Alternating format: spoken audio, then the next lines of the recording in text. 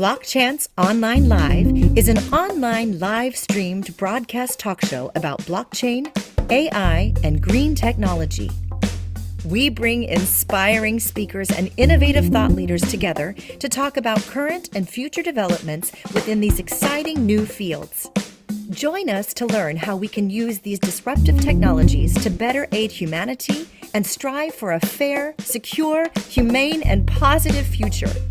Get involved in our community and share your opinions and ideas. Together, we can make a difference.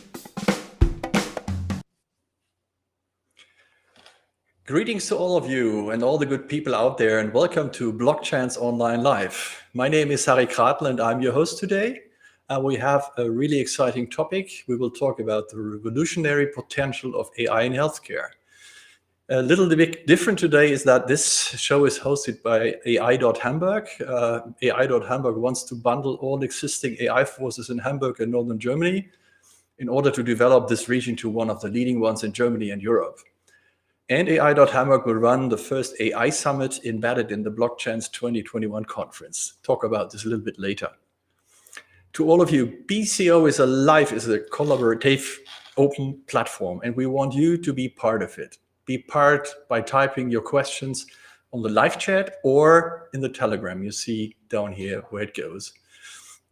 Ask all your questions to the speakers at the end of the show. And stay tuned until the end, because we will have a ticket giveaway for the conference and AI Summit later at the end of the show.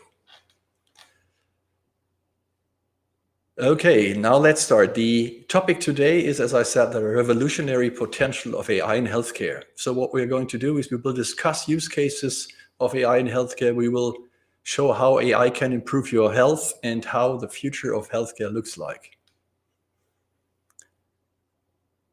First of all, to get this started, I want to thank you all for being here and be part of the show today. And now I would like to introduce you to our guest speakers today. Our first speaker is Jaroslav Blaha. Blaha is CEO and co-founder of Cellmatic. Jaro is a technologist and computer scientist expert by heart. He has more than 30 years of experience in the leading edge innovations. He has led worldwide strategic initiatives and organizations like NATO, Thales, Radiomon Systems, DB Schenker, Swiss Electric Grid, and Solera in the US. And he has participated in the development of the first German autonomous vehicle in 1987 and has developed his first AI already in 1995. Jaro, welcome to the show.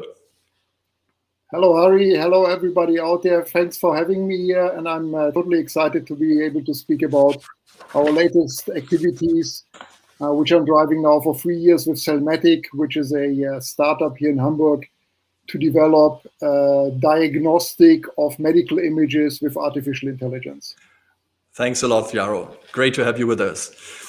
Our second guest today is Matthias Steffen. He is the CEO and founder of Fuse AI. Matthias advises companies in the healthcare industry like Asklepios, Almirall, Merck, and German foreign offices and all other ministries. He is an entrepreneurial expert, and his expertise lies in the areas of software development and integrated communication. And in 2017, he already founded Fuse AI. Matthias, welcome to the show. Yes, thank you for inviting. And near me is Fabian Hilscher. He's an expert in AI. Hello. Perfect. Thanks a lot. And our third guest today is Ragnar Kruse, the founder of AI.Hamburg. Ragnar has over 38 years of experience in the IT software industry. He was CEO of Smarto, one of the largest mobile advertising platforms in the world. He did the buy-in and exit at an AI spin-off from DFKI in Saarbrücken. And in 1996, he was marketing and sales VP for Interstore Communications Inc. in the US and built that company up from 5 to 1,000 employees and did an IPO. Ragnar, great to have you with us. Ragnar, you're muted. Happy to be here, and thank you very much having me participating in this panel. Marvelous.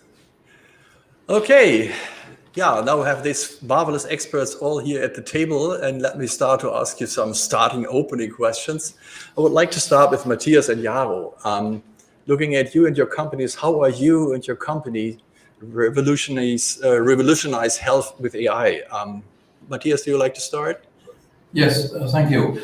The main point is we preserve the chief physician knowledge with our AI software. And this has happened never in medicine before. As you know, chief physicians retire at 65 and they take their knowledge with them. They may have passed it onto their resistance, but of course, it takes longer for them to reach the full capabilities of an old hand. And our goal is that the younger and up-and-coming doctors can benefit from this knowledge of these old chief physicians. And this is important. We want the doctors to be supported in their reporting.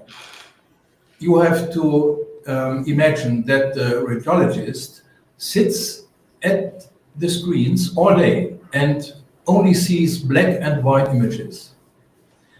Multiparametric MRI can have up to 2,000 sections that he has to scroll through with his mouse. And in these many gray values, he has to recognize the lesions and the suspicion areas and then transmit these results to the urologist. To do this, it's very helpful if he gets a hint in which slide a lesion can be recognized or suspected. In other words, it's about training networks with the knowledge of the experienced doctors. And we do this with annotated data by the experienced doctors in advance. Cool. So knowledge preservation and helping doctors with tired eyes to find this little spot which makes the difference is a very good and worthwhile work, I would say. Thank you, Matthias. Jaro, just tell me something about your company and how you do the revolution in medicine, health, AI. We have started about 3 years ago to develop a platform to analyze medical images across all modalities, so X-ray, CT scanners, MRT, whatever, and to help doctors to find meaningful diagnosis in there. And we found that there are 3 characteristics which we can solve. One is we can save doctors time by simply automating tasks away which are tedious and error-prone. And we've developed a product in the dental space which is on the market and which does exactly that, saving about 10 minutes on a 10-minute procedure, which is nice. We have a product developed on the market which analyzes images which a human simply cannot see, which they cannot recognize what is on this image because they are so abstract that it will take incredible training to solve that, and the machine can do this, of course. And we've also developed a system, for example, in ophthalmology, which improves the quality of a doctor to diagnose certain diseases in a very, very early stage. And these are all capabilities which can be built and expanded with AI, and this is just the foundation we are laying right now. Oh yes, very interesting. And imagine a computer can see something no human can see, then it's an early detection, which makes a lot of sense. Thank you for that, Jaro. Yeah, Ragnar, we know and we heard that you have been a pioneer in AI at Smarto. But before we talk to the entrepreneur, I would like to raise a question to the human being and patient Ragnar Kruse. So what do you expect from AI in health today as a patient? I think looking at all those AI companies in healthcare here, I think just in Hamburg we have about 90 AI companies, of which are 8 or 10 in the healthcare section.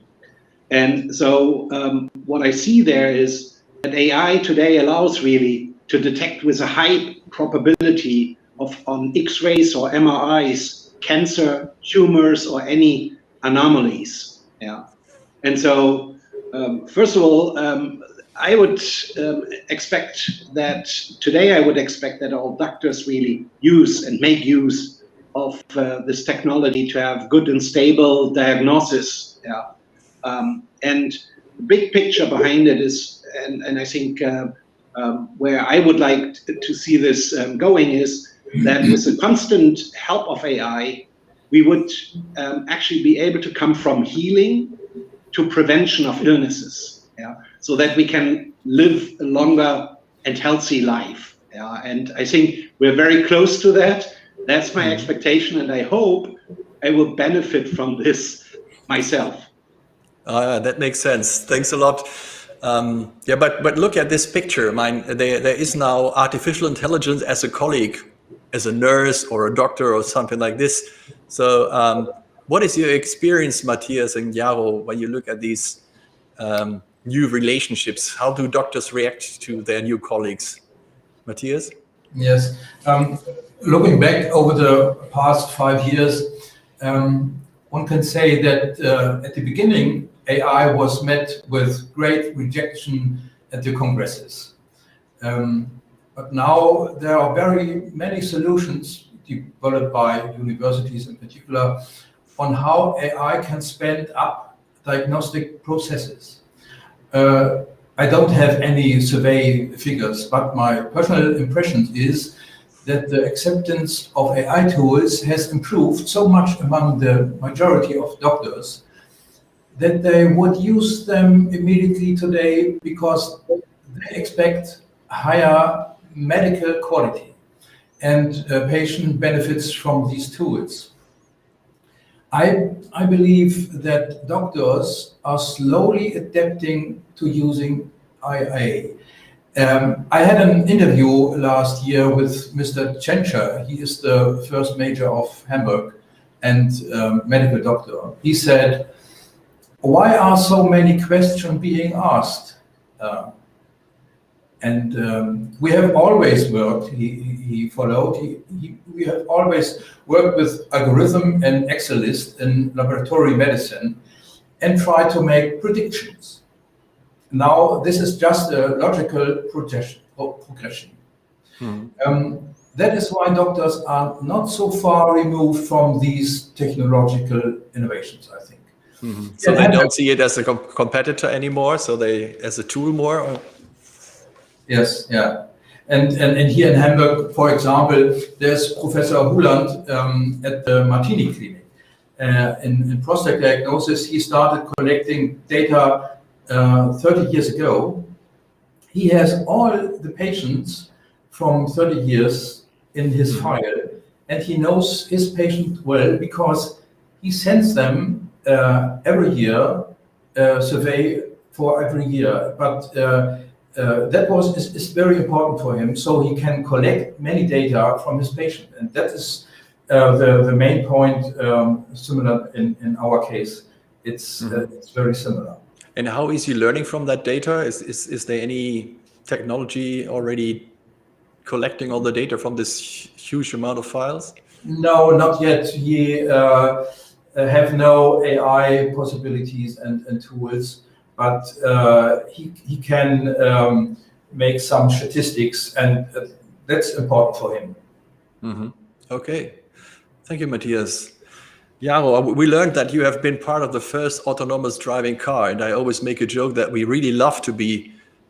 We hate that an autonomous car will kill us on the street. Yeah, we will prefer a drunk driver, so that makes more sense for us. Yeah, we feel better with that. Is that the same in health AI, or is there a difference?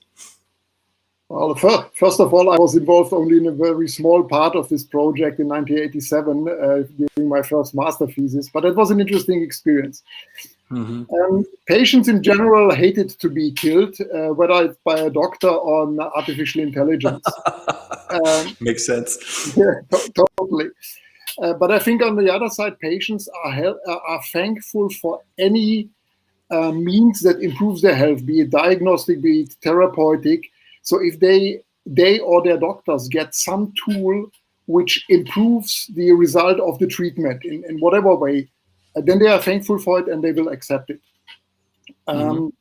For products with artificial intelligence, basically the same rules apply as for any other medical products. We have to prove that they are beneficial for the patient in the end, so that there's a positive outcome for patient care. And if we are able to do that, both the medical community as well as the patients will accept those tools. In that, there is no big difference between an AI diagnostic tool and a fever thermometer or something like that. And the doctors themselves, do they see these artificial doctors as competitors or just tools and helpful? Doctors in general, as a general rule, are overworked and overburdened and are under heavy liability for what they do. So they are happy with everything that makes their life easier. In 3 years which we are doing this activity, I've never met a doctor who was negative or averse against artificial intelligence.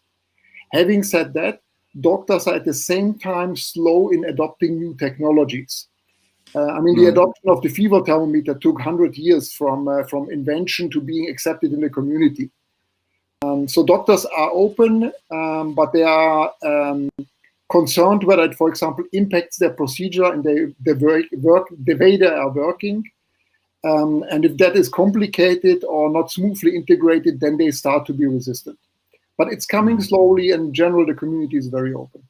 And what was the breakthrough when you look at the last 3 years, the way you say, okay, now this is something that people start to accept that technology faster? I don't know whether there was really a breakthrough. The total number of medical AI products with a medical license worldwide is 50, give or take. Yeah, so this is really a very humble and very small beginning. And people are just learning to develop AI, to field AI in this domain, and to use AI. But we see that the adoption is rising, that people are talking more about it. We have already a large community of about 200 doctors who are using our tools commercially. So it's slowly growing, but we are certainly not at the hockey stick yet. Oh yeah, okay. Thank you for that. Ragnar, we just heard from the patient and human being, but now looking at you as an entrepreneur and an AI pioneer. So where do you see the biggest potential of AI health? I think two sides of that. I think one is kind of for humanity, what's impacting there, and the other is really the business side. I think humanity, it's life-changing, and it will be life-changing. If you think about it, 100 years ago, the life expectation was 40 years. Now we're on 80 years. With AI, that will change again. And I mentioned this earlier. I think the result will be that all standard illnesses, we should be able to really diagnose them, and it will improve life, and it will improve lives of humans. And there's a chance then to also address those seldom illnesses. And the problem in the whole industry so far is that everyone is focusing on there where is only the kind of the biggest money. But here it's about data, and if you're able to also collect it on a more and more global basis, you will also be able to detect those more seldom illnesses. Then there comes the business side. It's a huge market. And just the US has healthcare cost of more than 3.6 trillion US. And globally, it's about 10% of the global GDP. So it's huge, and it's rising. So from a business perspective, being able to reduce those costs, by being able to faster diagnose something, safer diagnose illnesses, we will see huge improvements. And I think there's the need for that. And so companies who come out with solutions, productize them, and being able then to actually get them in the global market will have a huge potential. But I also know, and I know this question is coming up, it's of course highly restricted. So but Corona has actually shown us what takes normally 4 or 5 years to actually get the vaccination developed can take less than a year. So why not also taking this opportunity with AI, and put this into action and get this through regulation so that we are able to get those solutions, what those companies as Salmatic and Fuse AI are building. So on the other side, you say, hey, this might be even better for the world because data is data. And if it comes from Africa, or if it comes from the United States of America, makes from the White House or wherever, makes no sense, makes no difference. So we are able to get even the poorer countries a much better health system. Yes, I was more referring to seldom illnesses, what you sometimes have, and I think a lot of people have seen this in their families. There was an illness, and people and doctors were not able to diagnose. With AI, it's much more data driven, and this data can be shared on a much more global basis. So if you have something seldom in Germany and in the US and in Japan, but if you are able to bring that data together, then you're actually able to make good use to this to also address those other illnesses. Okay. Yeah, but Matthias, then what you said in the beginning, that you say, I want to preserve the knowledge of all doctors in the world, kind of the Google for AI, for healthcare or so, that would be then a big further future opportunity for your company, or?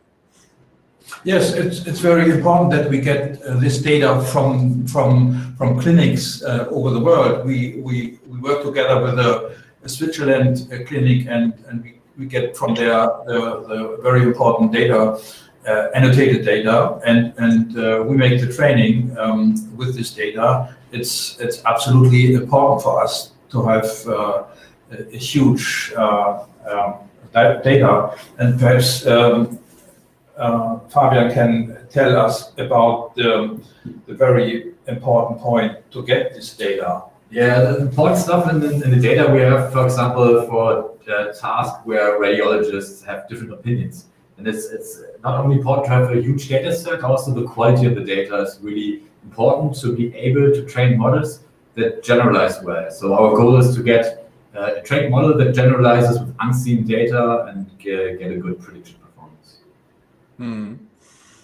Data protection might be a big issue there, or is it all anonymous and nobody can go back to the original?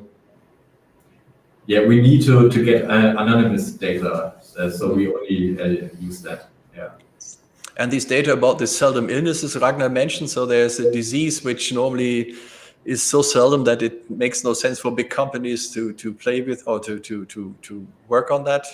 Is there a chance from your side too to look at these very seldom ones?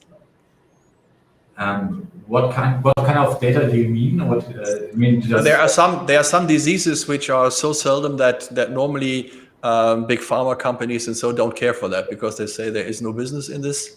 But the knowledge about this might be spread all over the world, and there might be some 100 cases, and put all these 100 cases together might be helpful to get the diagnosis of this special seldom illness or something like this. Yeah, sure. If we have the data available and the model is trained like this, then it can predict these cases, even though they are really rare. I think what I meant with that is if we actually not only use an X-ray as a visual, but put it into data, then it is possible to actually share that data on an even global basis. And with that data, then you actually are able to make use of that. So problem is how do you if you have an X-ray, you have pictures, and it's not really digitized, and we need the data, digitized visuals, and diagnosis data from doctors. And but if the whole model is more and more based on data, it's of course also easier able to share that data across different, even across different regions. This is exactly the first question I see in the chat that somebody says, can you elaborate on data sharing techniques? Jaro, can you say something to this, or?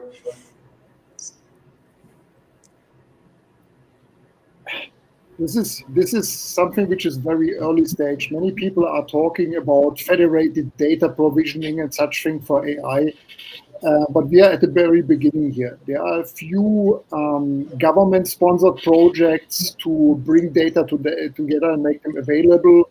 The UK Biobank is probably the most prominent and best organized one. But in general, data come from isolated places like hospitals or universities or clinical chains or something like that. But there's very little systematic collection of data, because especially in the EU, the data protection laws, which are made people for healthy people, prevent a lot of the things we would like to have. Even with anonymization and all the care and security we put into place, it's hard. So we are at the very beginning here, and we basically get also our data anonymized from individual institutions, bring them together in our data pool, secure them, and have them labeled and annotated by our own partner doctors, because doing this in a federated, distributed way is currently simply not feasible. Mm-hmm. And do you see other trends or further opportunities for AI health in the future, Jaro? Oh, there are opportunities all over the place. I mean, the WHO has a catalog of about 13,000 primary diseases, which all need diagnostic and therapy. And we have just begun scratching on the surface of using AI for those purposes. And if you look at those 50 or so products on the market, they are all focusing on more or less the same areas, like skin lesions or lung cancer or such stuff. We haven't even started to analyze the whole human being or all the parts of a human being to really do something like holistic medicine with AI. So this is really a long-term vision, and we are just building pieces of the big puzzle right now. Are you a little bit afraid that the focus will be first on the big diseases of the world where the biggest money can be done, or do you believe that pioneers are different? This is a question to all of you. I think from a business perspective, a company, of course, would first look at the biggest opportunities. And as we are in kind of early stages on applying AI more and more, of course, businesses, AI companies will look for the biggest opportunities to hit the jackpot there.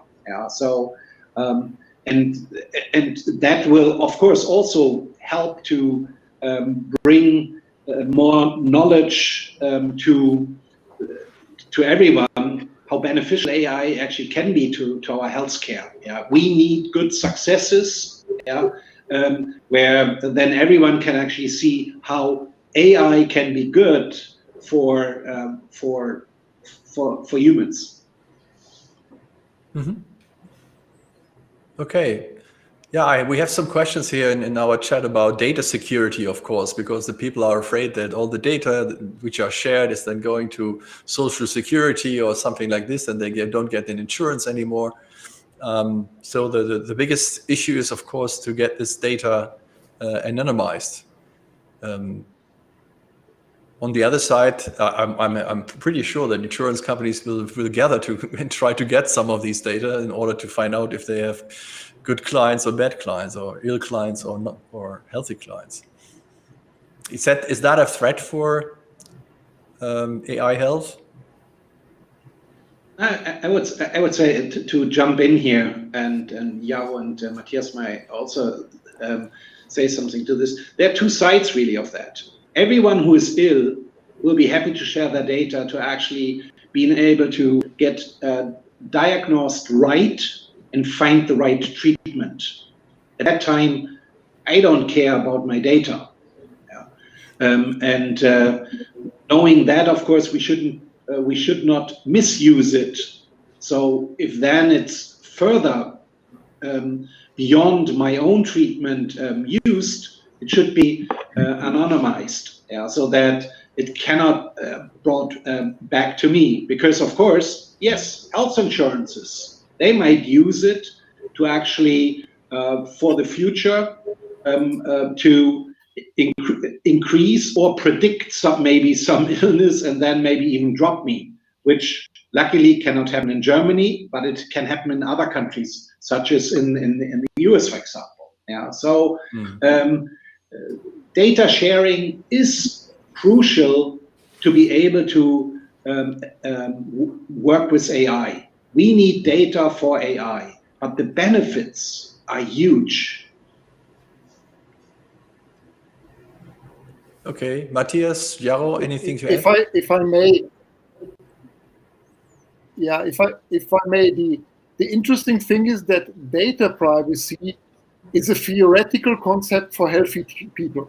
It's a matter of survival for sick people, and everyone who claims that data privacy is important will lay all their personal data on a table once they become terminally sick and see a chance to be healed by using those data. And currently, all the legislation is built by healthy people for healthy people, and we have no provisions which actually would support mechanisms to help the sick ones. And this is something we have to fundamentally change. Yeah, and there's always this discussion about privacy.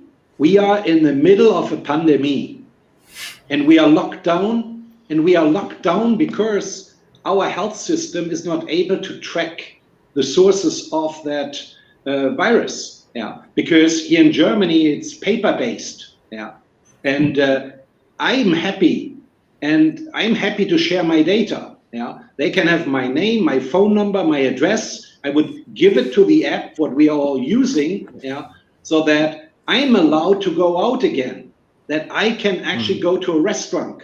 Yeah, and but because of data privacy, we have a completely how do you say, an app which is useless. Yeah, and if you look at our health system, yeah, the Gesundheitsämter in German, yeah, how they try to track 50% of those outbreaks, they cannot follow because they cannot use the data. Yeah, so understood. This Very is a good case example. Everyone can relate to today. Yeah. Yeah. This is a marvelous example, but I would like to stop the discussion about Corona and COVID also, because this is driving everything and we have a positive outcome here. There's one question. Vipin is asking if you can share your thoughts on interoperability in case of if the backend is a blockchain, if that could help.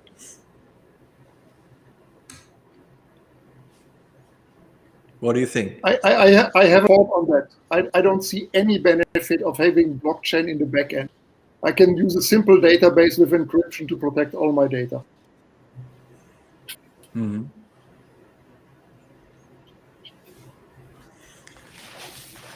Okay, but then let's look at we have seen the good sides, we have seen the chances, we have seen the opportunities. On the other side, we are still at the beginning, and AI health is not really at the hockey stick, you said already, Yao. So what are the difficulties? What are the problems? What should happen that this development improves speed?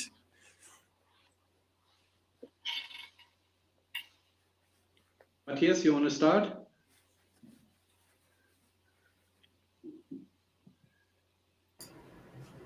So It seems I have an idea. I'm not the right person to answer this question properly. You don't get anywhere in innovative areas if you do the same as many others, and no one can tell us how the certification of AI software should proceed according to regulatory requirements. So day after day, there are so many questions for which there is no immediate answer. It's not easy to work with it, but we like it. Mm-hmm. Yaro, your opinion?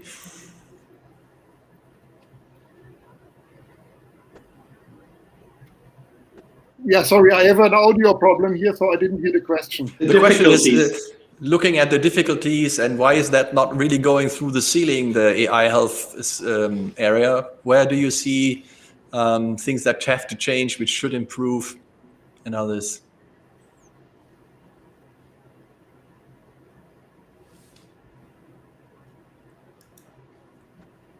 There are several things which data provisioning problem. The second is the medical certification. Currently, medical software, and in particular medical AI software, is treated almost on a high level, like a heart pacemaker or something like that. There are no provisions in the medical device regulation in Europe for AI software, for example, and also the reimbursement rules by practically all insurances, Germany and otherwise, do not cater for really supporting AI software for diagnosis and therapy. So there are several points of attack where we must improve things. Mm-hmm. Ragnar, on the investing side, is there enough investment fund available, or is there an issue?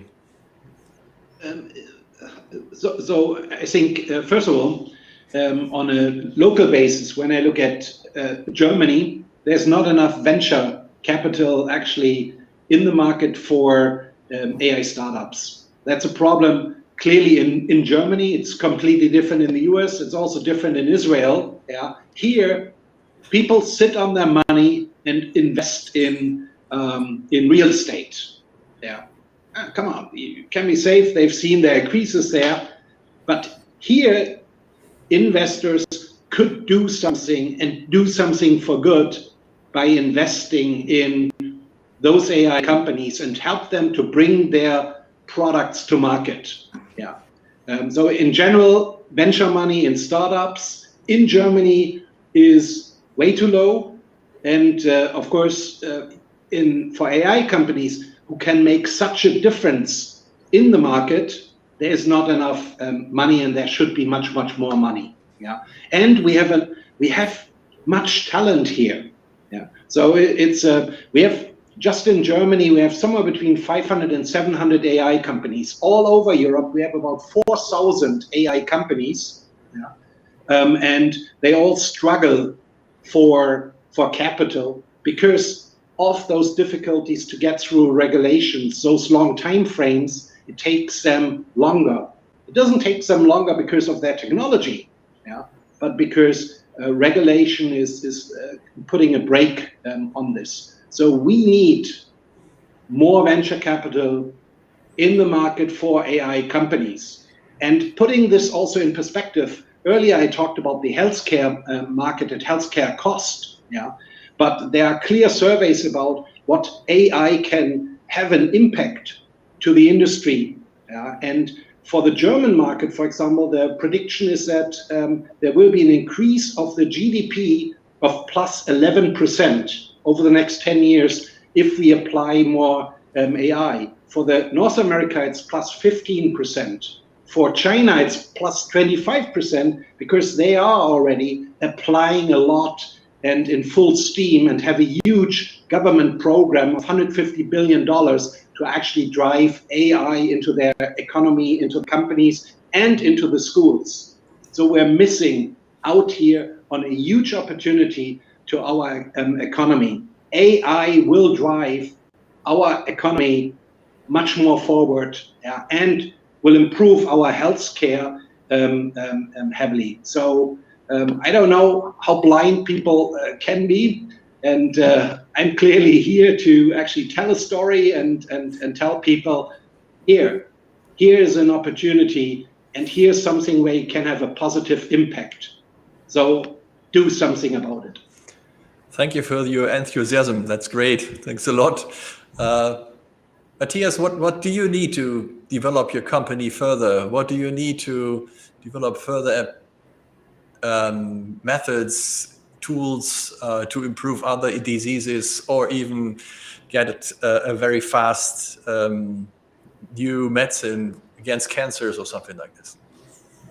Yes, what we need is that the clinicians and physicians are able to have a look at our work, and so it's very important that they are educated in AI, they are educated in medicine, but they must be educated in this new field of AI. And for us, it's important that the physician and the AI experts work together, and so that the physicians see the benefits from this new tools.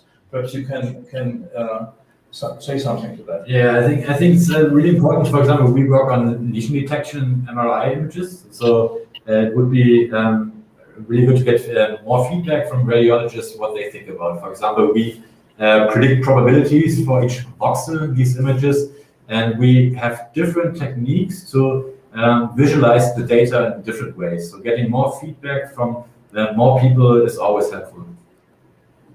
Mm-hmm. Understood. Just one mention, I see some questions coming in. One is from Yusuf. I would really ask you that question later at the end of the show. So Yusuf, wait a second for your answer, but I saw that, and we will ask the whole group something like this. But before this, Jaroslav, what would you need to develop the biggest AI health company?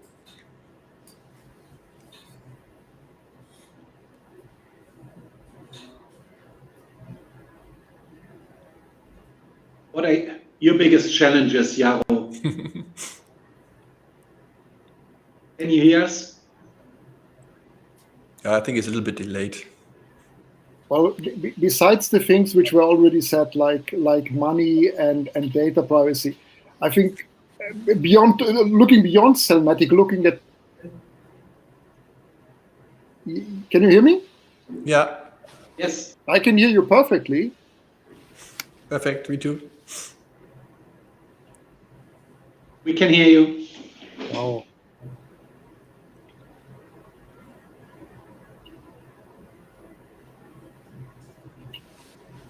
So that was a playback. I think you have some echo. Yeah. Okay. I think what we need as a society. Damn it. I hear, but you cannot hear me without delay, as it seems. Yeah, no. We hear you, but with a delay. Just let me do one thing. We check out some questions here from the audience. Okay.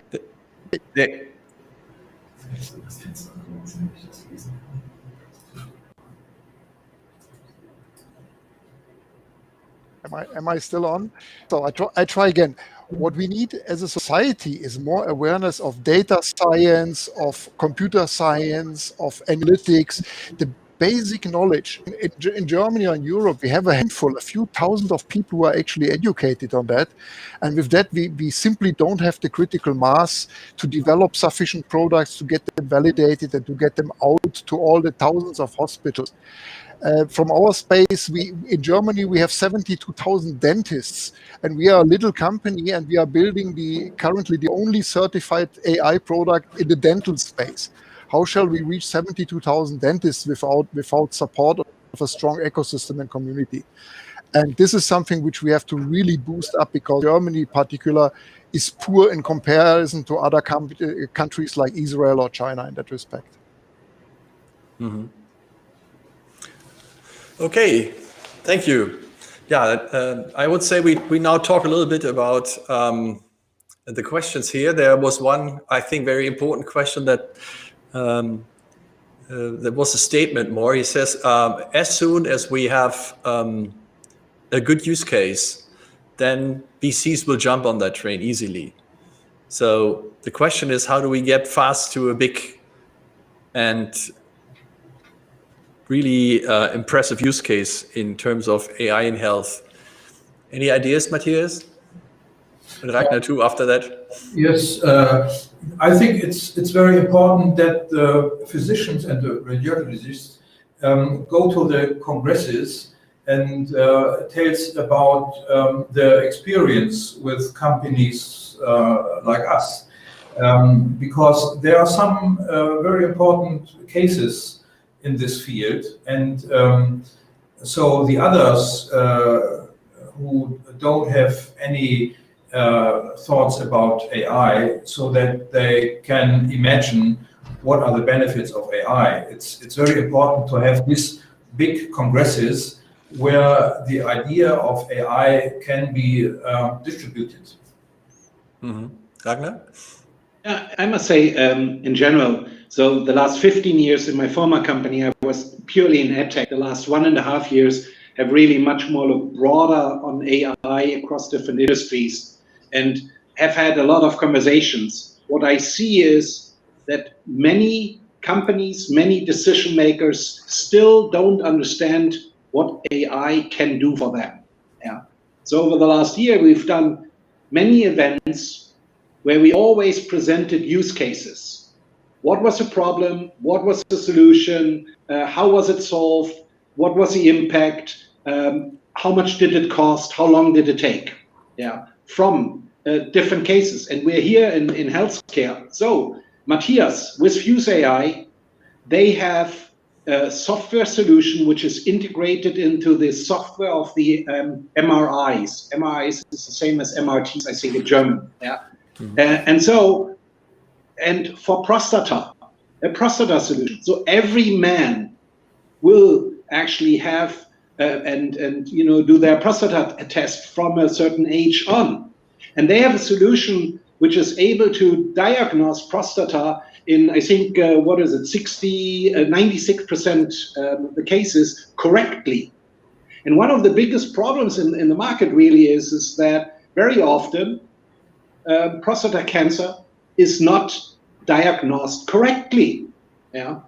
So best use case, and then when I look at it, is normally it takes 25 minutes to go through the MRT to actually diagnose this, and this will be reduced to 10 to 12 minutes. That's the case. You actually are able to double your capacity of your MRI.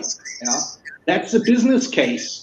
Yeah, so actually, the MRI costs several million. Matthias might know the right number. Now you're actually able to increase, to double the capacity of this machine, which actually reduces your cost per MRT. So that's a use case. Besides that, you're actually able to deliver much better quality of diagnosis on an even level across all those MRIs. Yeah. So that's a use case. Yeah. But the problem is, ask Matthias, he has a solution, it's integrated, it works, but he knows he needs to wait now for the regulators to approve it until the end of the year. Yeah.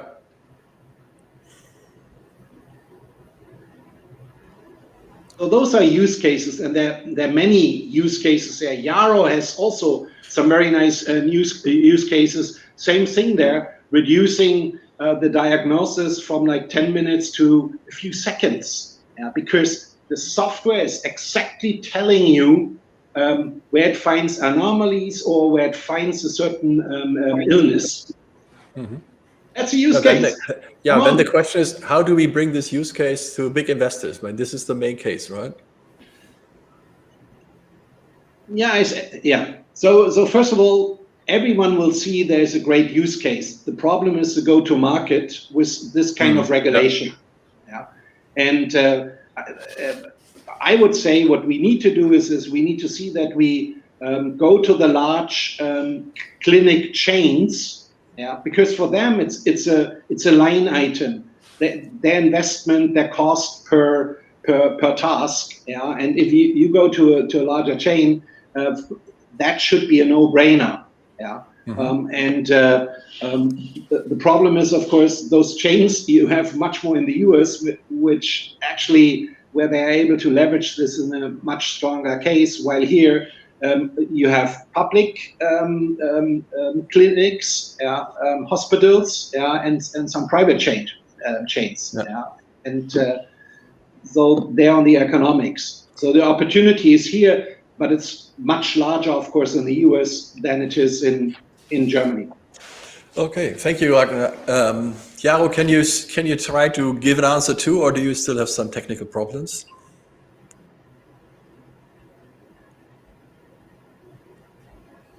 I can give an answer too. VCs basically don't understand the medical space. That is a real problem. We had dozens of discussions. VCs understand very well the space to deliver, to create pizza delivery apps or taxi hailing apps or something like that. And they are very good in that. But medical, they simply don't understand. And even the few specialized ones are very, very hesitant to invest in medical. If you look at the best invested company I know in the Western world, this is Arteris in the US, which is close to $50 million funding for AI software alone. There's nobody in Europe who comes even close to such invest volumes. That's everybody. So we have to educate the VCs or wait until they wake up. Perfect. Thank you. So to all the question makers, Yusuf, you too, we hear you. I've tried to raise at least one of your questions. We will try to stay a little bit after the show, still in our channel, and ask some questions and answers to all these open ones that I think everybody has this 15 minutes time, I would say. The time is running like hell, and it's nearly already the time to have a look at the big Blockchains 2021 ticket giveaway.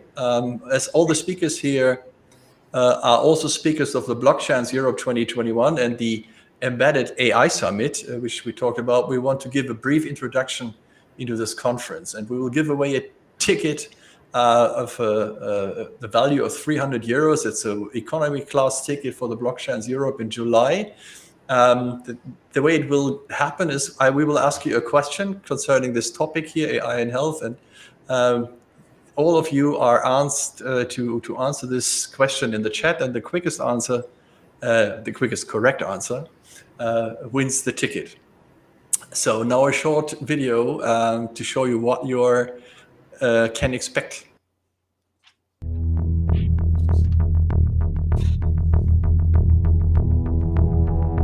Where are we heading?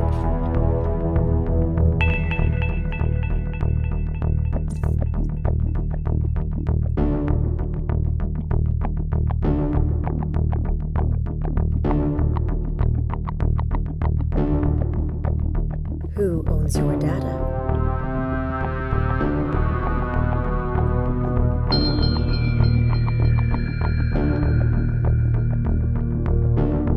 Who owns your money?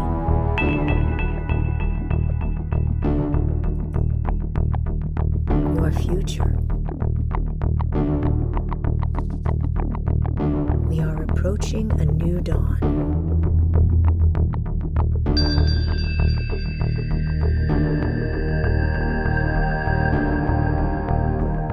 Blockchain technology.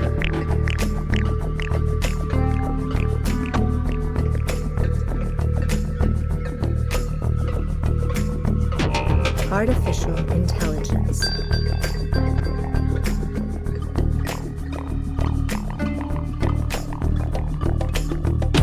Sustainability.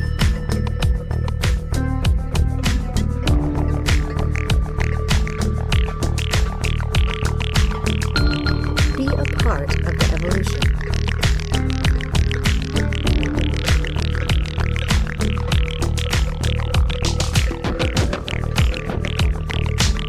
Hamburg, Germany, 2021.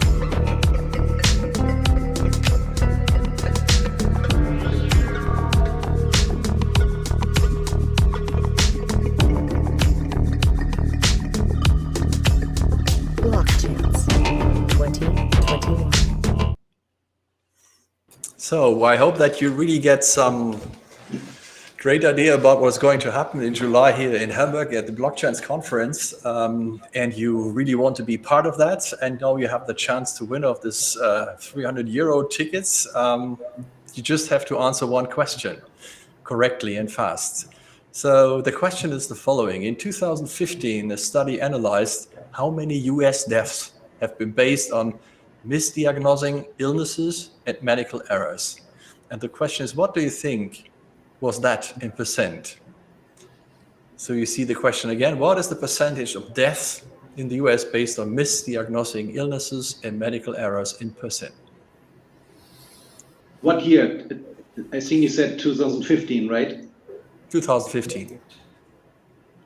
But I think that the number is pretty similar up to now.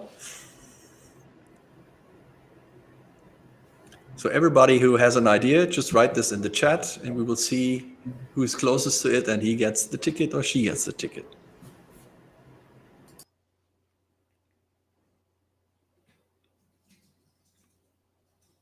Oh, the first are coming in. A big bandwidth.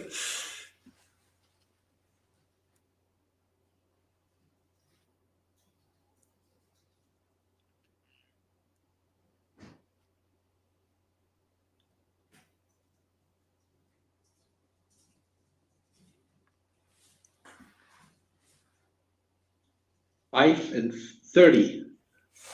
5:30, 10, 15, everything is coming in. I think we have a winner because the correct answer is 10%. And the winner is Marius Fultinis. And congratulations, Marius. It's great. You exactly hit the 10%. Good. Perfect. We are looking very much forward to meet you then here in our Blockchains conference and talk to you. All the others who have been here in the show today, I will be there too. And we will have some really 3 great days on that. What I would like to do now is thank all the speakers. Jaro, Matthias, Ragnar, it was great talking to you. Thank you for this discussion. We can only mention all of these topics, but I hope we will give some hints and some ideas for big investors and for the big chances we have in AI health. That was great to talk to you. I would try to thank all of the audience here. We had a long chat chain here and I was not able to get everything in the show here, but we will stay tuned here and we'll answer some questions in the chat after this. Thank you for being part of that big show. And I'd like to say thank you to the team sitting in Portugal, Italy, and Germany behind this screen here and helping us to get the show up and running. It was a wonderful, wonderful show. You will find the full show later in the Blockchains YouTube channel because we have that. You see the link down here. So whenever you want to follow up on that or see something, go there. Be part of the next show, of course. And if you want, send us your ideas for topics, questions you want to discuss here. That will be great.